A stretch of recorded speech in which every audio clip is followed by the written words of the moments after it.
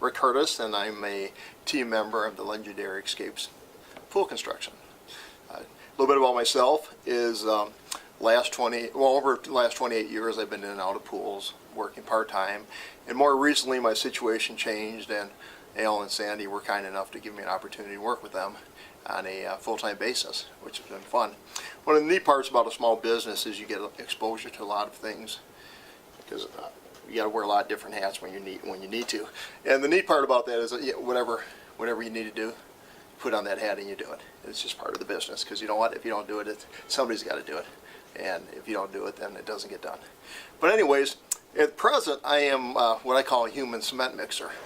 And essentially what that is I prepare cement mixes for our pool construction. The neat thing about Legendary Escapes, the pools we build they're really cool designs, but what we do is there's a lot of stuff that we put in pools that aren't in normal pools. There's slides, waterfalls, grottos, turtles, swim up bars, all sorts of neat stuff. And all that stuff requires cement, so we go through a lot of cement. And what we actually do is we mix by hand. The reason why we mix by hand is because our artists, our people, our creative people, actually, they have to mold and shape what they want as we go. So it's a slower process.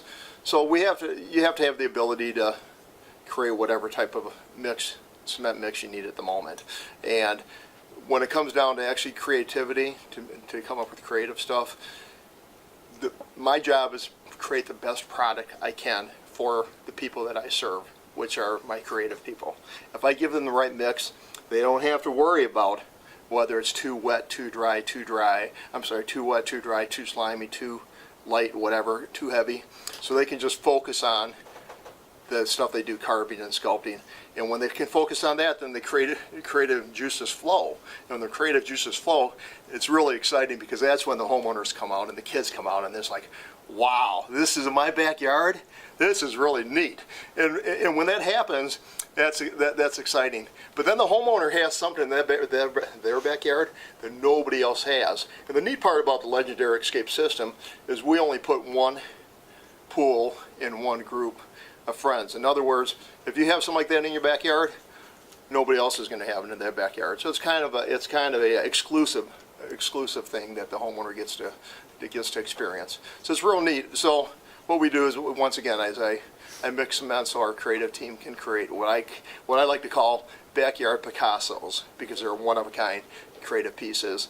And it's kind of cool because you go from a pile of 94-pound bags of Portland cement, a mixer, sand, and on the other hand you look at what comes out of the other side, and you got these cool waterfalls that just brings laughs and smiles, and there's nothing greater than the kids laughing and playing in the pool. But that's the kind of stuff that we get to do every day, and we get to see the results when the homeowners come on and take a look at what we did.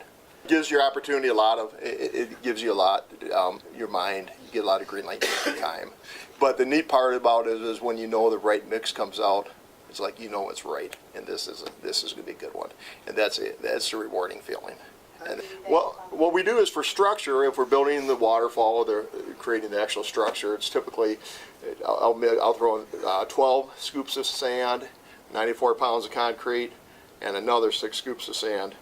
And there is probably about 2.5 gallons of water.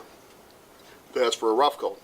A carb coat, on the other hand, is going to be, let me back up for a minute, I'm sorry, on the rough coat, it's actually half a bag of cement, so it's not 94, it's 47 pounds of cement. But on a carb coat, which is what they actually sculpt with, that's an entire 94 pounds of cement, along with 12 scoops. So it's less sand, so there's more, so the fiber's not, the grittiness isn't coming out, and it's more of a creamy substance that they can work with. So that's it. And you have a hand test. If you notice, when Rick mixes, he touches it. He grabs it each time as the paddle mixes until it feels right. Yeah, so his energy's in it. Yeah, there's a certain feel to the cement. In my case, it has to be there. And that's how I know it's working. What I am is a combination of probably 25 years of screwing it up. I mean, in all reality, it's even if I'm mixing hard bottom, it's a feel. Because a hard bottom is something completely different, but we mix it. That's for the hard bottom of the pool that breeds, but there's a certain feel to that too, and it's taken. I hate to think it's taken 25 years to figure it out, but it's been that many times. I mean, there's been a lot of scripts in the past to consistently come. What I realize is touching it, I'm able to come up with deliver a consistent product for my creative team.